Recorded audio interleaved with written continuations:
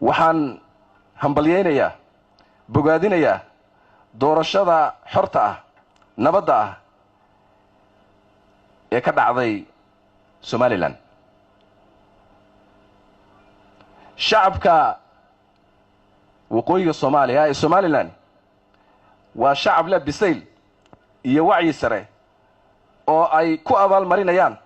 ama ku ciqaabayaan madaxdooda waxay ciqaabeen kuwii isku dayay in ay bedelaan abtirka iyo isirkooda Soomaalinimo ee xariirta ah kuwii isku dayay in ay baddooda iyo barigoodaba laaluush ku bixiyaan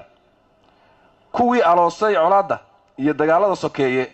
ee ay ku dhinteen boqolaal qof oo Soomaaliyeed hambalyo ayaan leeyahay shacabkaas sharafta badan hambalyo ayaan leeyahay madaxda iyo axsaabta la abaal mariyay waxaana u rajaynayaa guul iyo horumar waxa ugu yar ee aan idinku abaal gudi karno waa in aan waxa quruxda badan ee aad sameyseen u ogolaano shacabka Soomaaliyeed intiisa kale in ay sameeyaan isla markaana ay ku cilbaxaan codkooda si xor iyo xalaal dareenka iyo wacyiga bisil oo sida xorta ah loo cabiro ayaa idin horseedi kara garashada dantiina dhabta ah iyo midda walaaladiina Soomaaliyeed oo ay ugu horeyso midnimada ummadda Soomaaliyeed hambalyo ayaan idin leeyahay